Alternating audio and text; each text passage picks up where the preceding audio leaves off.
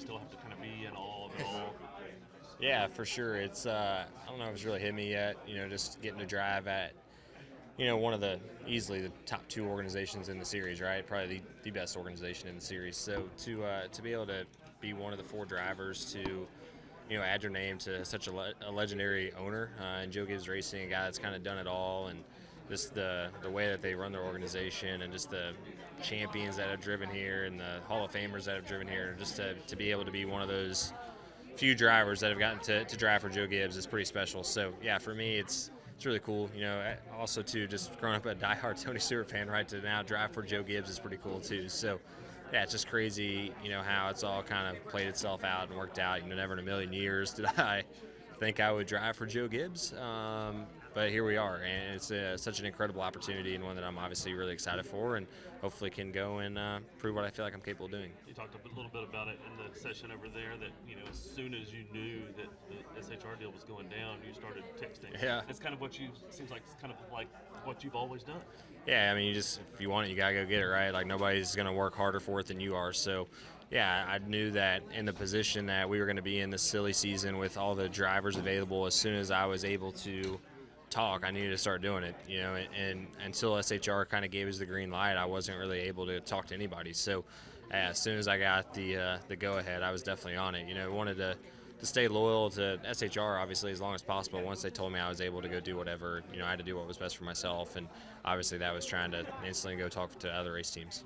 We talked about you wanting to do your own deal. You had been with a management company. They pretty much had guided your way, but at what point did you kind of feel like I have to take the reins like I always have and take care of myself and my family? Yeah, I think, that's just where, going back to what I was saying a second ago, like, nobody's going to work for it as hard as what you're going to do it for yourself, right? So, yeah, I mean, and nobody wants it as bad as what I want it for as far as me personally. So, yeah, I just thought it was the best case scenario for me, to start doing it kind of how I did it growing up and trying to put, wheels to the ground. And yeah, it obviously ended up working out for me. It was scary there for a little bit, but yeah, I think, like I said, nobody was going to want it as bad as you do, right? If there's somebody else, but you just got to go do it on your own. That's where I felt like me being in control of it was better, probably for the long term. I kind of control my own destiny to a certain extent, and if it didn't work out, well, then it was 100% on me. I couldn't blame anybody else, and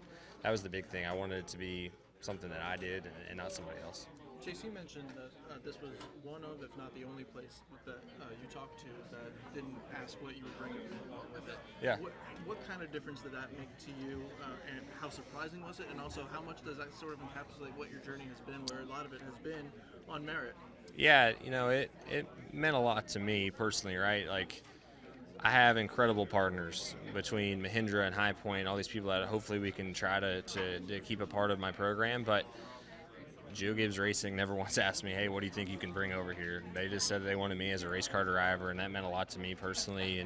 And, just my whole career, it's pretty special to say I've never had to bring a single dollar myself to any organization. So it means a lot to me. Not that the other organizations, that was like the big determining factor, but it was certainly a question that was asked. And, when I had already met with JGR and that was never even a discussion point, it just kind of turned me off a little bit, truthfully. So, I didn't even realize it was going to be a turnoff until it kind of happened and played out. So, yeah, it just meant a lot to me that, JGR, I felt like they just wanted me for me, and they could care less about the other stuff, and they would figure out a way to make it all work. Did you feel a shift in the momentum in the conversations when Martin retired?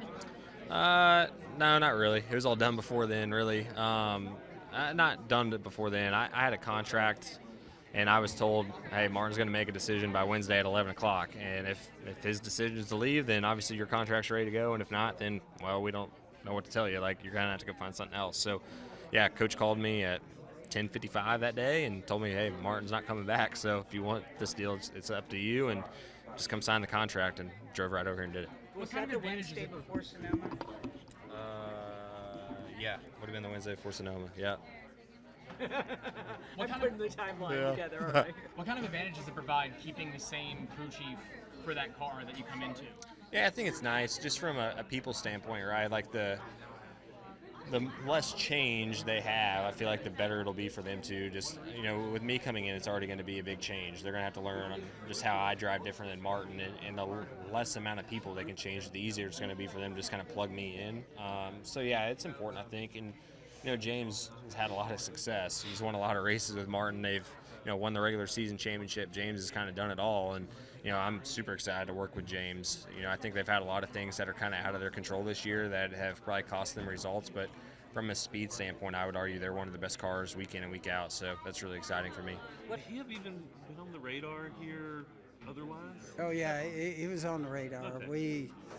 You got, really what you got is two different areas you're kind of looking at. You got young guys that are coming, and I was talking about that. Odds are, if you invest in a young guy, it's going to take 2 to 3 years before you win. So you just got to say that's going to be part of that decision. And we kind of felt like where we were, with Ty still coming, that, we were looking for somebody that with more experience, I felt like. And it felt like Chase just fit into that. But there were other people there, too. You're comparing, talking it over, all the conversations. You're talking to drivers, crew chiefs. It was a total team effort here at Joe Gibbs Racing to make this decision, because it's a big deal for us. You got 4 drivers, and so if you look at our people here, there's about 125 people depending on this car. So it's a big decision.